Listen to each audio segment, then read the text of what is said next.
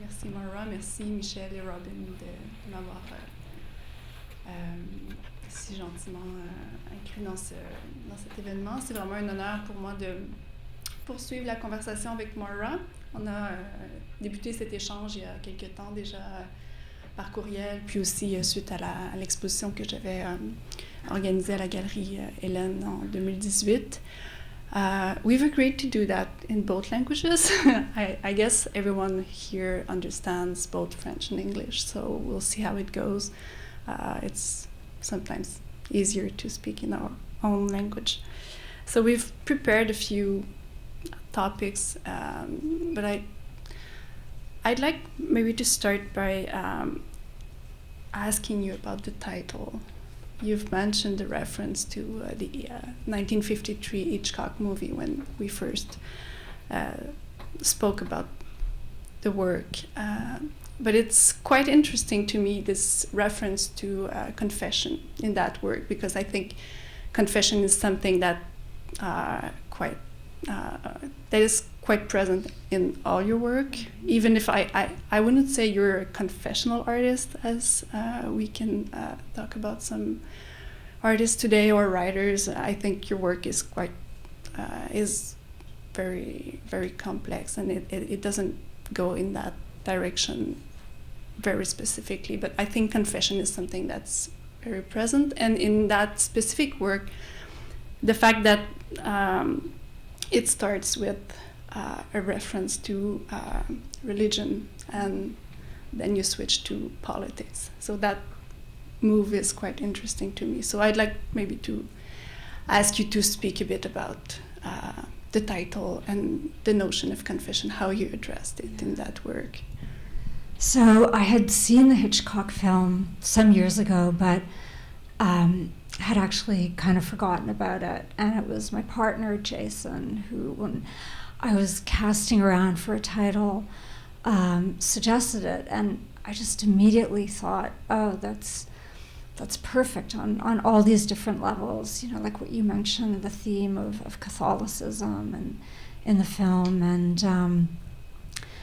and you know, these questions of, you know, whether or not the work is confessional or autofiction or any of these different labels. And then actually later, as I continued to read about Vallière and about his biography, I noticed another kind of nice coincidence, because in the Hitchcock film, Montgomery Clift plays a priest who is wrongly convicted of murder, and Pierre Vallière was also in jail, imprisoned for life, wrongly accused of murder. So that was that thought came to me later, that it was also, you know, kind of appropriate in that sense. But it's a film that I don't know how many of you have seen it, and it was since pointed out to me. I didn't know that Robert Lepage had made Le Confessionnel, and but it's it just captures so much of the texture of Québécois culture in the 1950s and the early 50s. I grew up a little bit later in Quebec, but I could still just recognize a lot of the, the clothing, and everybody who speaks English has a French accent, and there was just a lot to kind of identify with in that film, and of course the whole kind of emphasis on the church and the sort of heavy-handedness of the church. Mm-hmm. And it's quite interesting that you kind of, I would phrase it differently, but how did you come to revisit this, your Québécois past? I mean, this is very, you've done a few works that are very biographical. You've done, the Les Godesses trilogy, which ended up with Wedding Loop that Michel mentioned, before, where you you speak about your family. It's very personal, and then you also did these works where you kind of involve other people to kind of distance yourself somehow.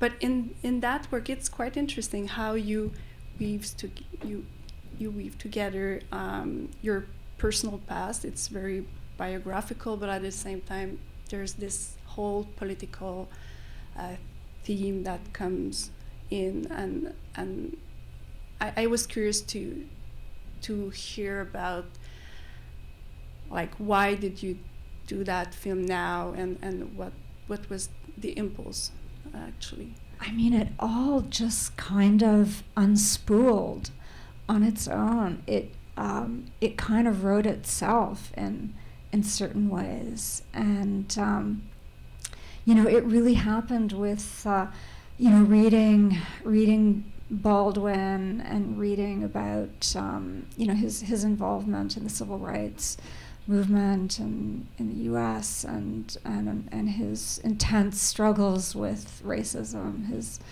his whole life. And it was just suddenly like this bell went off, and I remembered the title of Pierre Vallière's book, and I mean that's how I work, always in this kind of essayistic fashion where one thing just kind of leads to the next, and there's a lot of play and chance and coincidence and serendipity, and I just kind of follow one thing to the next and see where it leads me. But it's true that in this case I really felt myself going down a rabbit hole that I totally did not anticipate, because once I read that book, the Nègre Blanc, I was I don't know, I was just totally, he's such a good writer, and I was just totally captivated by his narrative of his biography, and so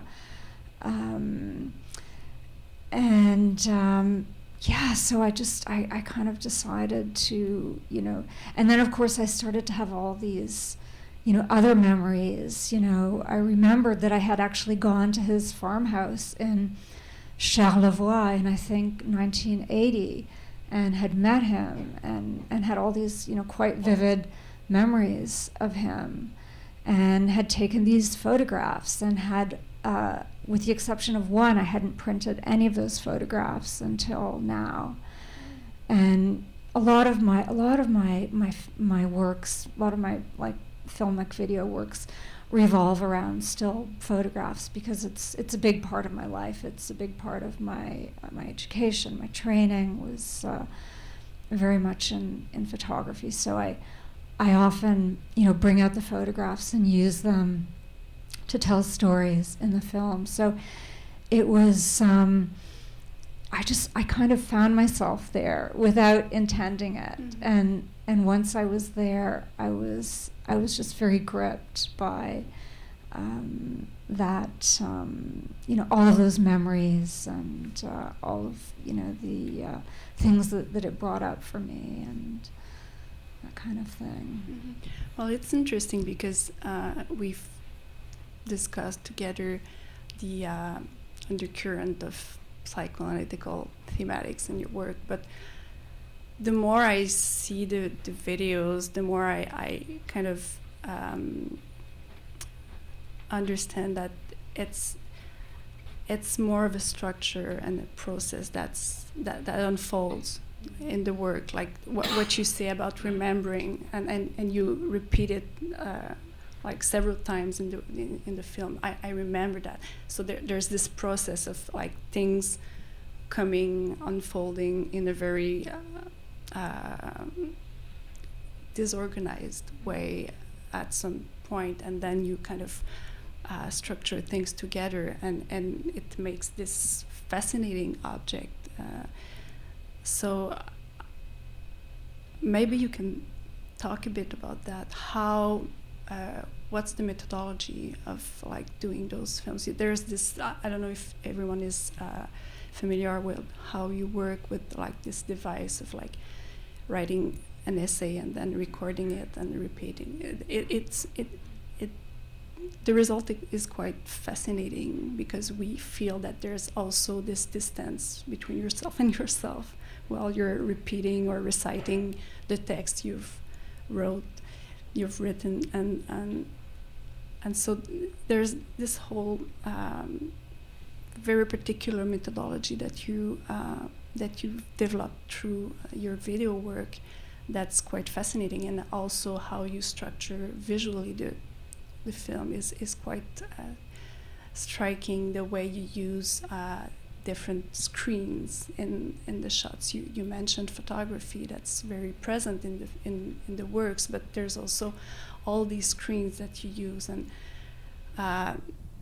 how the text and your voice are like coexist in with images, moving images too, and different layers of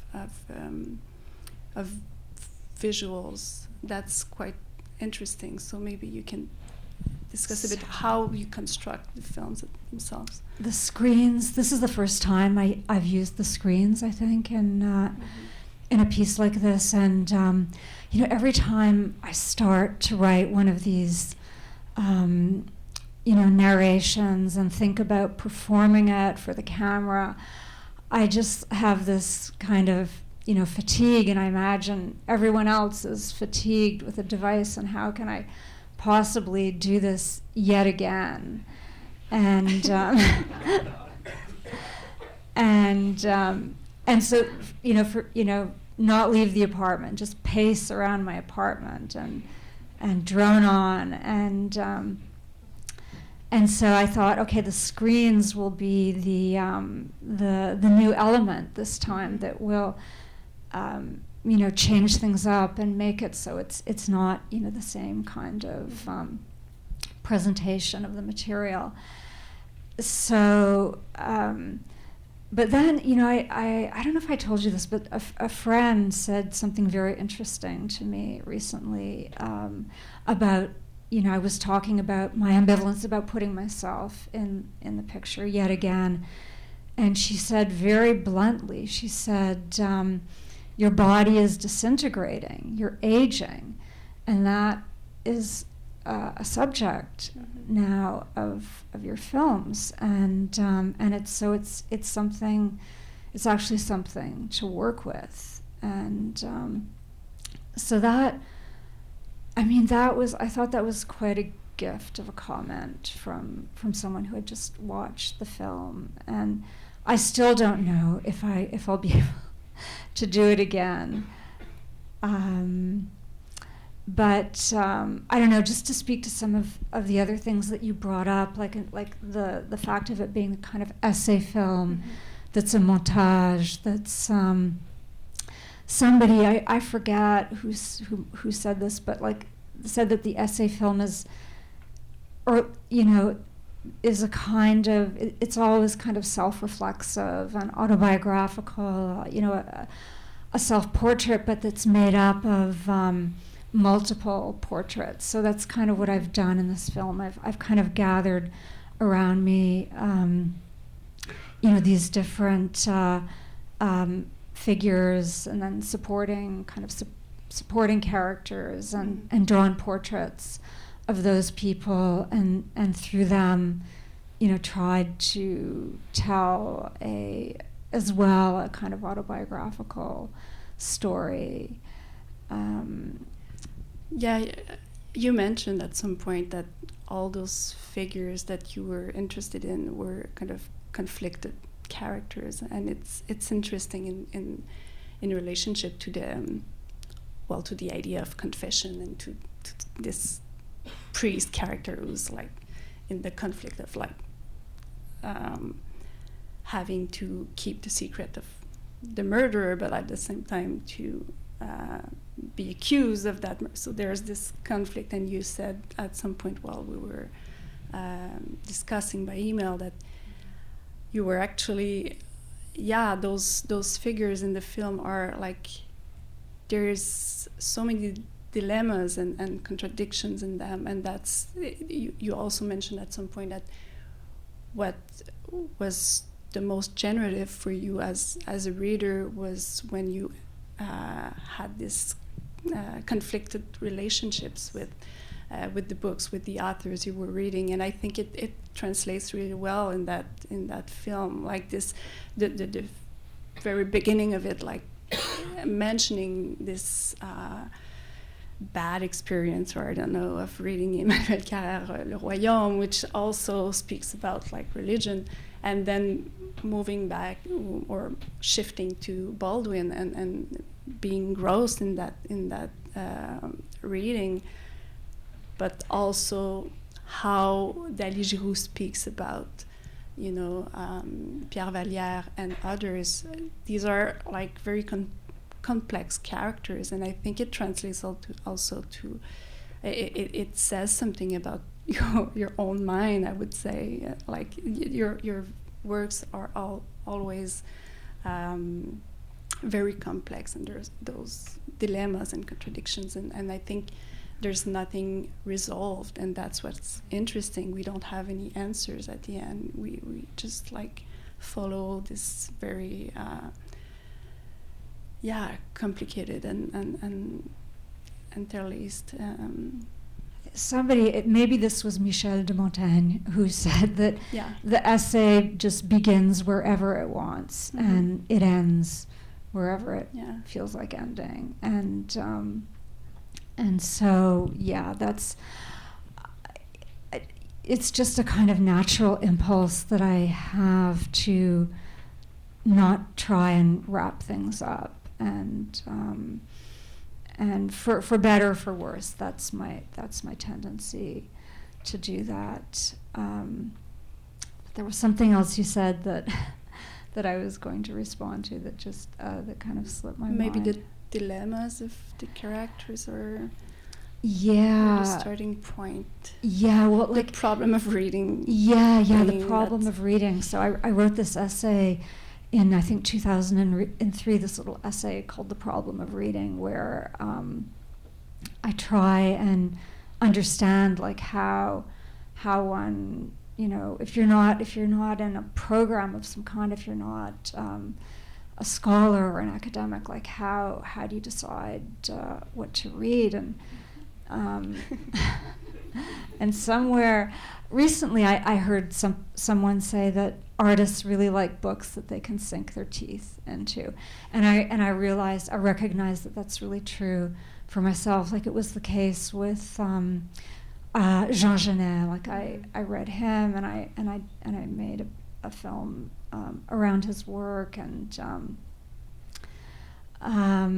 like, you know, books where I have a lot of ambivalence, a lot of like attraction, repulsion going on at the same time, and I had a little bit of that with Another Country. Just, you know, in the beginning, like at first I was just kind of, you know, galvanized by it, and then I started to feel, you know, somewhat critical of it. And I'm not the only one who's critical of Baldwin's fiction. You know, he's really known for his, you know, his essays, his nonfiction writing. He just wrote incredible political essays, and there's a lot of controversy actually around his novels, around the literary merit of his, or maybe I'm exaggerating to say there's a lot of controversy. I know there is a certain amount of controversy, and but you know, it's interesting. Recently, like the writer Hilton Als did this kind of incredible show in New York about, it's all around James Baldwin, and it's called God Loves My Face, or God Loved My Face, and Hilton Als' whole project was to have people recognize Baldwin as a novelist, and not just a novelist, but someone who wrote about the erotic, and you know, he staged this incredible show where he invited all kinds of artists, and to kind of speak to those themes in Baldwin's work. And I saw that show after I had made this film, but I realized a little bit afterwards, that I was kind of doing that a bit in my own way. Yeah. I mean, the question of sexuality and nudity is quite central too, and the way you juxtapose that to religion is quite telling, I would say, in the way you kind of revisit the stigma of religion in Quebec City and stuff. So yeah, and how you, I read somewhere you wrote about reading that when you encounter those kind of contradictions in the book, this is where you also yourself feel I don't know how you interpreted, but also a desiring subject yourself. Yes, and this is very present in the beginning of in the video.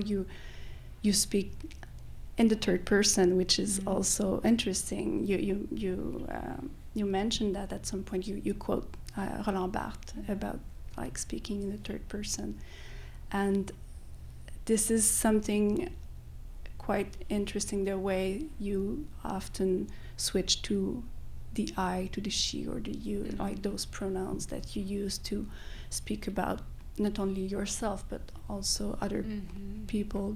So can you maybe speak about the idea of the voice, which is quite central to the work? I mean, I just found in writing and then performing the writing that certain pronouns just work better than others. Like the film that I did before, Hemlock Forest, which is really centered around Chantal Ackerman, and that also was a complete sort of kind of tragic accident that I ended up making a film that was so much about her. But I was writing about her. She had just died, and I kind of realized that the only way I could write about her was in the second person, to address her in the second person. That it wouldn't work in the third person, and so I mean, almost all of this is in the first person. There's just I think there might just be one. I can't remember now if there's more than one. But yeah, it's this question of, because the material is so personal, it's a good, this actually gets back to the device of writing a text, recording it, listening to it, and then performing it for the camera. You sometimes hear what sounds like an echo, but it's actually what came just before. And then I found that to be a really good distancing device. Because the material is often so personal. That it gives it a kind of flatness and a kind of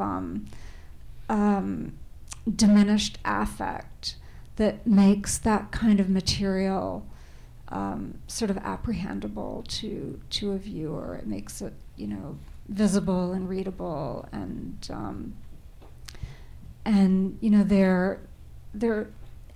in each of these films, I think there's a point where I kind of cross the line where it's just a little bit, too much, but by and large, I try and keep that level of distance, and I just think it makes the film work to have that.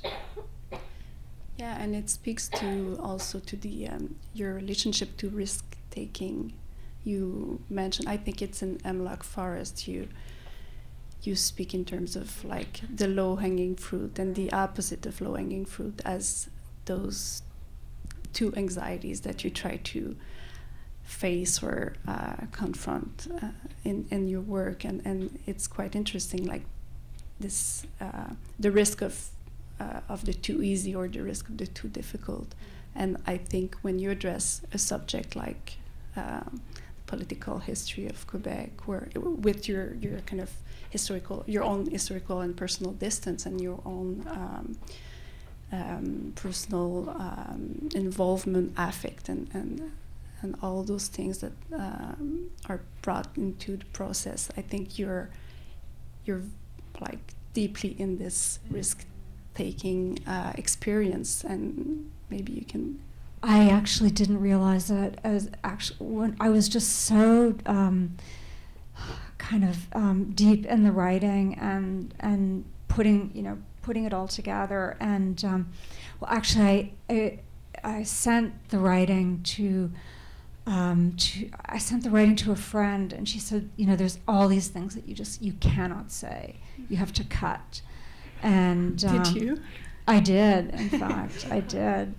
And then once I had a kind of rough cut of the picture, I also, I have a group of filmmaker friends and artist friends, mostly, who I always send my stuff to get their feedback. And then I got another level of critique, people saying, you can't say this, you can't show that. And so I took a lot of advice along the way. But what's odd, this whole thing about risk, it's for me the most risk-taking thing in this whole was shooting the 16mm film. Believe it or not, I literally made myself sick shooting that trying to get that film. I did it by myself. I didn't have a manual. I was guessing at the exposure. And I mean that there's definitely something kind of very psychological going on there, like this need to always push myself and challenge myself on a technical level. Yeah, that's right. To kind of make myself suffer. Mm-hmm. And I'm still doing it. I'm doing it, Well, it's interesting that it's always about technology and devices, and you speak about it in the works themselves, so that there's this reflexive voice that comes in the construction of the works, and I think it's in all the videos, or most of them. Probably. Yeah, as in Hemlock Forest, that you probably have seen, most of you, as part of the Montreal Biennial, when you speak about the scene in the subway that you have to shoot, to reenact Chantal Ackerman's. It's quite complicated, and it's interesting how you does that, and it's interesting that these subway scenes are there's one in that video too, which surprised me. I don't know if you want to. Kind of surprised me too. I watched it tonight. I mean, initially I put it in there for a couple of reasons, because it had to do. Initially, I was thinking it had to do with language and with the way the name of the subway stop in Paris gets repeated in two different intonations, and just kind of how interesting and sort of beautiful that is, but it also contrasts with the language here and in Quebec. And I also just have a kind of an obsession with trains and subways, and I love them, and I just think they're so cinematic, they're so coincident with the history of cinema, the birth of cinema, so yeah, it's a little bit odd, that clip in there, and but it's a little break. There's so much talking that I think it's good to have these breaks where it's a visual. It's more of a visual thing. Yeah. I think you told me you've shown that video only once in London, so I would be curious to know how people reacted to it there, because you were at some point in our conversation before, you were mentioning that people who didn't know like the history, the political history here at first were confused about facts and stuff. So you kind of the visual in that video is quite I wouldn't say literal, but you speak about things and you show images that relate to what you're talking about, because you told me at some point that at first you kind of included those some kind of décalage between images and text, and people wouldn't recognize who you were talking about and what were the references and stuff. So the result is quite it's very complex, but there's a narration which is quite there, and so since it's like it's the first time you're showing it in Quebec, but I'm curious to know how it was received outside and how people understood. This is the North American premiere of the film. But yeah, it was shown in a gallery in London, and initially I had this kind of model of this Hollis Frampton film called Nostalgia, where it's also about photographs. He's talking about photographs, but he's always talking about the one that you've seen just before. So he's describing the photograph, not the one that you're looking at the moment. And that was kind of my idea for this film. Like in general, I don't like to show and tell, like to have it be. I like there to be this décalage, but it was a bit too much, and people were really confused, and people were mixing up, who was Anne Charney, who was Dali, who was Allison, and so I had to make it a bit more, like have a photo of Iberaquin when I'm talking about him, and just sort of make it, a bit more obvious, and I think it was well received in London. It was reviewed by Brian Dillon, who's this really wonderful Irish writer, and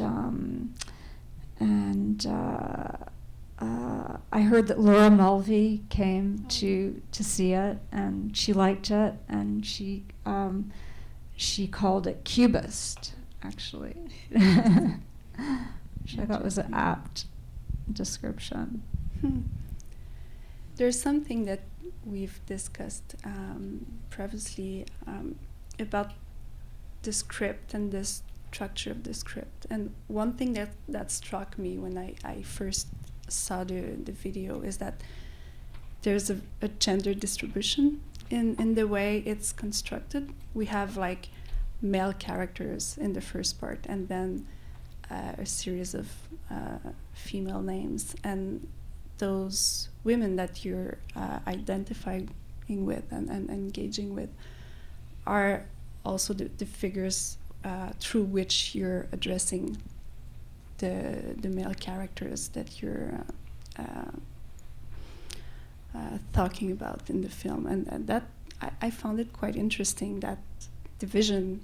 It's quite symmetrical in a way, and so I don't know if you want to address that. Honestly, I have to say I just did it intuitively. I didn't I didn't even realize at the time that it was basically for men and for women, and it was really this thing of like, this kind of enchaînement, one thing just kind of leading to another, and getting, it was Vincent who led me to Dali, and Alison is one of probably my old Alison Strayer, the writer and translator, is my oldest friend, and I've had a lifelong exchange with her about reading and writers, and so she's actually in a lot of my films, and she's kind of central to the essay "The Problem of Reading" also. And so it's just kind of natural for me to go to her, and the whole thing kind of got its start with an email exchange I had with Alison, because I was writing to her about the Baldwin novel and about my sort of ambivalences about it, and she wrote back and she said, what writer would not want to hear those kinds of thoughts about his or her writing? That's what writers want, and of course he's not alive, but it was that comment that kind of gave me the motivation to continue with just with Baldwin, and but then it immediately led to Pierre Valliere, and then it's a really interesting association chain that's unfolding in that video, like Baldwin leading to Pierre Valliere, leading to Dali through Vincent and other Montreal friends, and I think it's quite telling of your process in itself, and I think the video, the way it's I would say it's really honest, the way everything is kind of disclosed, the process itself and the methodology, and how you kind of not only put things together, but how you speak about it in the film. And I think I've mentioned a few times to you how the final part, is really moving, how you describe Dali Giroux as someone who you felt mothered by, and I think it's quite interesting in terms of like how you approached this whole history that is yours, but also like in a distance. And I think because I had started out talking about my mother, and until I met Dali, she was I just knew her via the lecture Repetition and Ruins, and via this essay that Vincent had sent to me that I talk about a little bit in the film. And so she was like a very daunting figure for me, and then there was this opportunity to be put in touch with her, and then there was this opportunity to meet her, and I was terrified that I wouldn't be able to speak with her, because I have no background in philosophy, and but it was exactly the opposite. Mm-hmm. She's the kind of person who can speak to anyone, and I think we kind of very quickly we found that we had things in common, and it was this kind of, it was this huge pleasure and a kind of intense relief at the same time. And I was searching for a way in the writing to describe, having gone from, Dali as this almost kind of super ego figure, to then, feeling held almost, you know, in the Winnicottian sense of being held, which is like such a lovely metaphor, and I try and use it whenever I can. But and so the idea of, you know, mothering came to me, and I, of course, I was very unsure, but eventually it seemed to be, it seemed to work as a metaphor. Je pense que c'est le temps pour les questions. Je voyais Robin me faire des signes. Finalement, ça s'est passé en anglais, c'est comme ça. On peut faire les questions en français. Oui, bien sûr. Alors,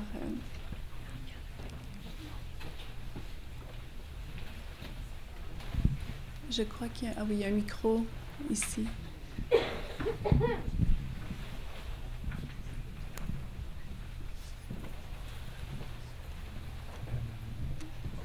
Donc, plutôt en français pour les questions, c'est ça? À votre guise. All right. I kind of thought of it in English, so please excuse me. It's more of an intimate, maybe biographical question. I had so many others, but I was quite intrigued by the reveal. Sorry, the reveal of your father being involved in Trudeau's cabinet in 1970, and then you mentioned his death in 1974, and then there you are hanging out with Pierre Vallière and in 1980. So I was wondering, at the time and maybe now, how were you looking at this? And you mentioned the connection through your then boyfriend, but then I guess the mixture between very different environments. When I met Pierre Vallière, I only had the very faintest idea of who he was, actually. And I don't know if he, you know...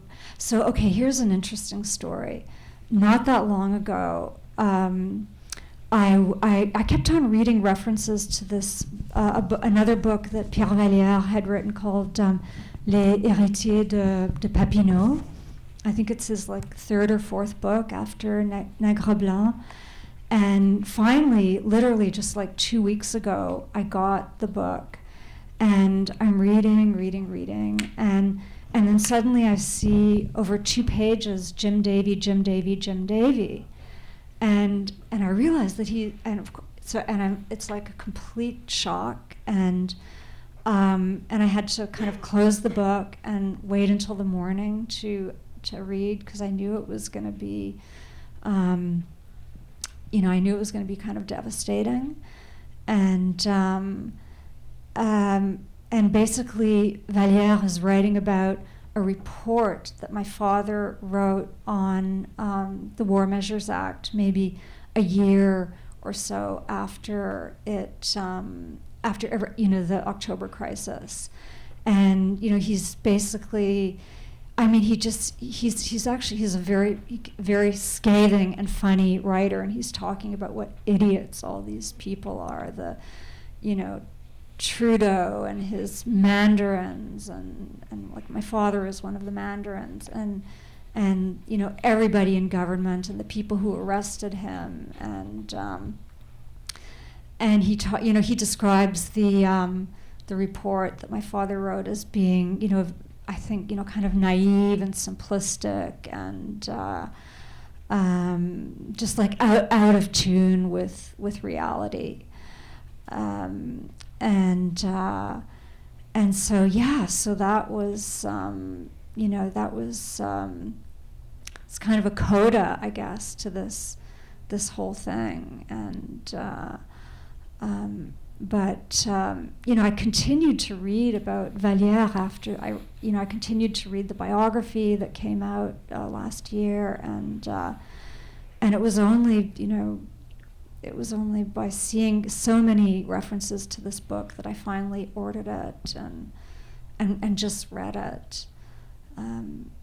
But does that answer your question? Or no, it doesn't answer your question. Oh, it does. The anecdote is perfect. I'm just so surprised you didn't know about this piece of writing until a few weeks. That's amazing. Well, then maybe just a follow-up question. I was surprised you didn't touch upon Valier's kind of conversion to Christianism at the end of his life. Was it because you maybe didn't finish the biography in time? No, I'm kidding, but how come you didn't touch upon this? Yeah, I didn't. I didn't. I hadn't read about that that moment in his life, and yeah, but it was a kind of it was a kind of mysterious conversion, I think. Like he spoke about a sort of an illumination, or but he did actually go and live with a kind of alternative religious community for I don't know for how long, maybe a year or 2 years, but he spoke about it in very kind of not really Christian terms, actually. This sort of this vision that he had, and so I don't know if it really was like a conversion back to Christianity. I'm maybe somebody here is more knowledgeable about that, but I was reading it in French and maybe didn't get everything, but that's kind of what I understood about it.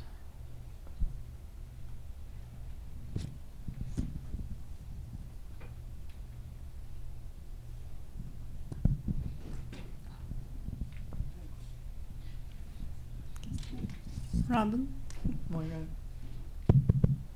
I'm curious to know a bit, actually, about how you work with Skype as a cinematic tool, in part, because I'm thinking in I Confess, there are points when you're corresponding with Dali where it's looking out on a property with the chickens, and just working with that as a kind of poor cinematic device.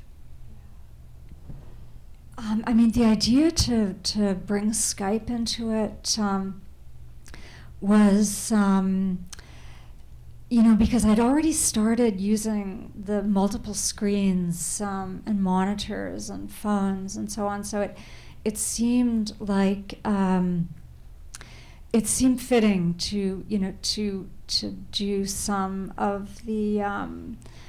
To have some of the footage be via Skype, and I also had the Skype with Allison, who lives in Paris now, and so that was the only way that I could do it. So I thought that it worked formally, and to have to bring in another sort of another level of recording and another layer of the screen.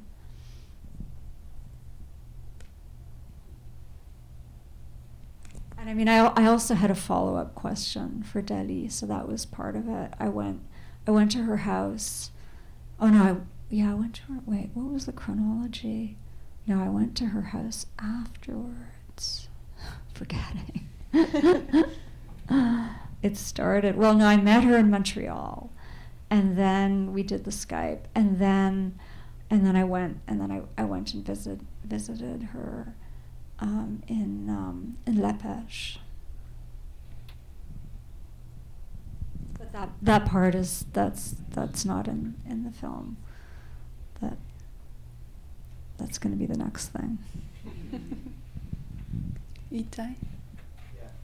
Maybe just peut-être prendre le micro.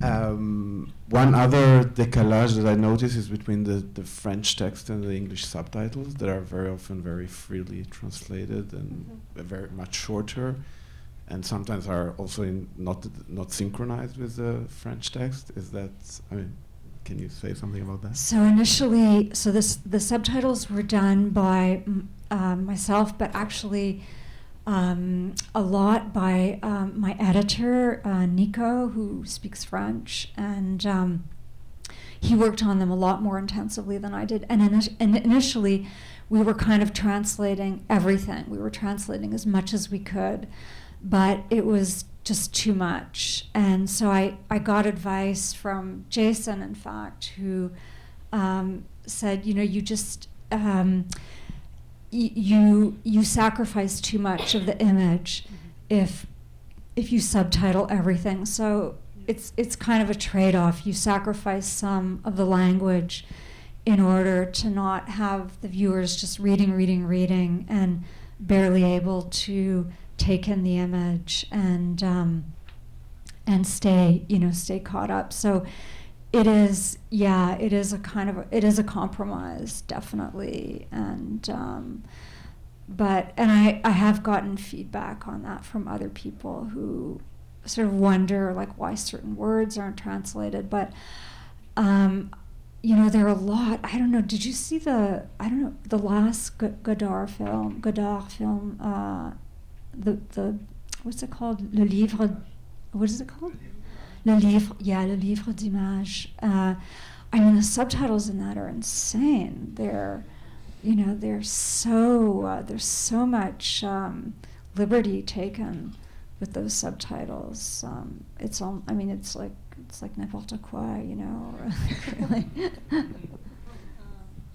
And I don't know. The more I watch films, like French films, I see that people, they really abbreviate subtitles, and you can see the difference. Like a film that tries to put in everything, it's like you're just kind of scrambling to keep up, and you miss out on the picture. And so it was some advice that I got.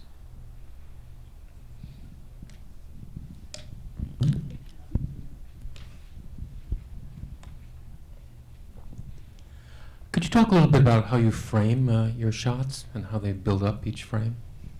Whether it's done just as a matter of chance in your apartment, or is it carefully constructed, image by image?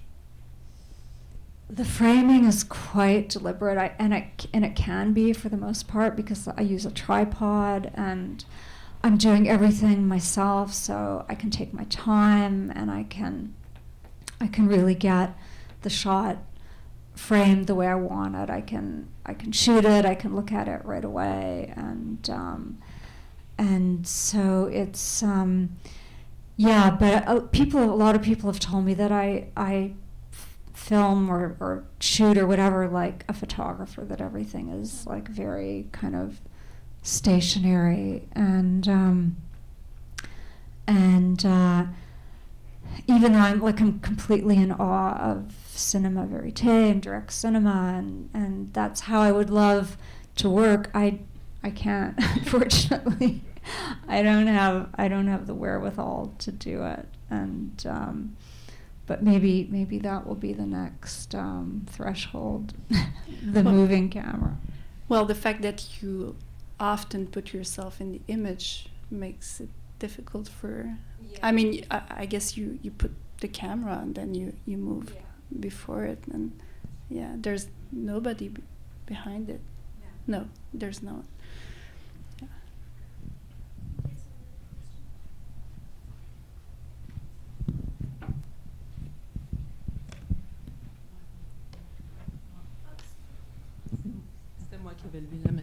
Yeah, I want to talk about animals because the film starts and, we're propelled, these animals are there, right?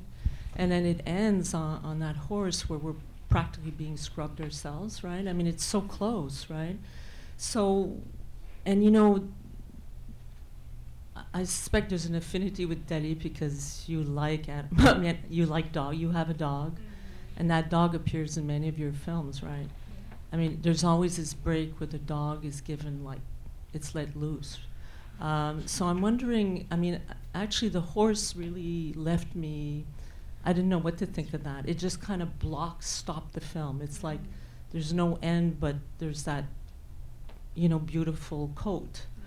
And then all that effort in scrubbing that animal. And I'm wondering, is that just another order of things, right? We're outside of speech there. There's something visceral, and this comes back all the time because it's so textual, language-based. It's so, how do you say that? It's very talky. You know, there's a lot of talking. There's a lot of words being. So, is that a way to counter that?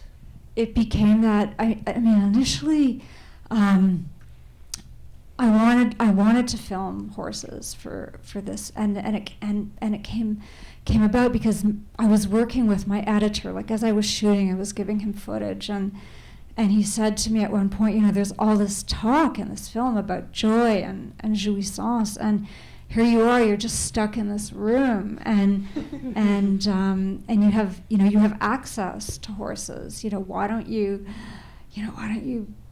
get some real horses? And because there are photographs of horses, and so initially I had done that on an iPhone, that shot, and then I reshot it, and we framed it, you know, like an iPhone shot. And then there's a little kind of, it's either a theft or it's a homage to Xavier Dolan, where the screen expands. For those of you who have seen his film Mommy, the whole film is shot 1-to-1, and then whenever there's he has a sense of freedom, so he's one of my favorite filmmakers. Laurence Anyways that plays with that. I think it's Mommy, isn't it? It's it's Mommy. Okay. Maybe it's also, I don't know. I haven't seen that one actually, Laurence. Maybe. And you know, initially, just to get back to your question about the sort of the elimination of the voice in that scene, I had a whole text there that I spoke, you know, in voiceover, where I just kind of recapitulate everything that I've done in the film. I talk about the kind of triangulation of Baldwin, Valliere, and Dali Giroux, and I mention a kind of I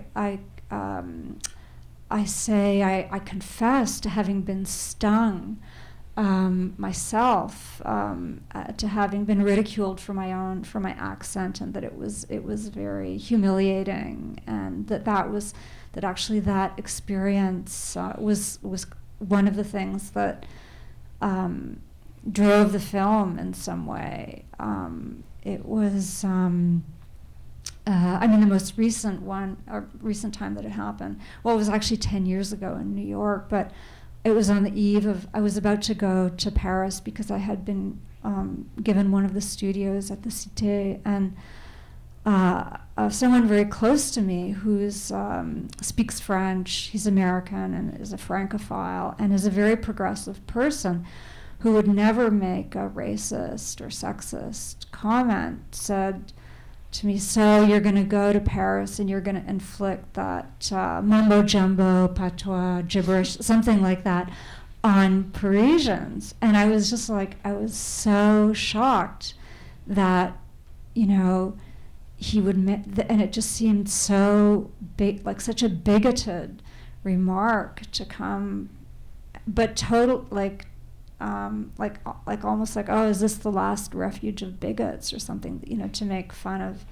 accents, like someone who's like correct in every way feels like they can do this. And so I had that over, well, I didn't have that whole story. That story there was a scene where I did tell that story, and I ended up cutting it. There is one reference, you know, to the sort of feeling of shame or implication or whatever, like when I hear a strong Québécois accent in New York, so there's a little bit of that there. I ended up cutting, and I also was sort of trying to come to terms with Baldwin in the final voiceover, and in the end, it just seemed so.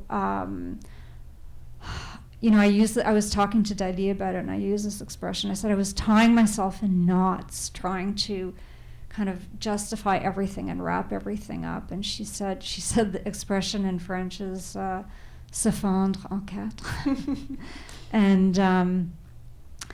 And it seemed like I could just, and a lot of like these filmmaker friends of mine said, just, you don't need it, you're just sort of saying what you've already said, what you've already kind of demonstrated in the film. So I cut it. There is one change I think I would like to make to this film, seeing it tonight. I think I would like to bring in Pierre Vallière's voice in the clips from the Joyce Whelan film. And, you know, I think one of the reasons I don't have his voice in there is that was a theft. You know, somebody sent me the link, and it's a protected link, and it ended up being fine. The person who sent it to me really liked the film, but I at the time I didn't really feel like I could go so far as to, you know, to have his voice. But I think I'm going to try and put it in a little bit. Mm-hmm. I think it would really be appropriate, actually. Est-ce qu'il y avait peut-être une dernière question?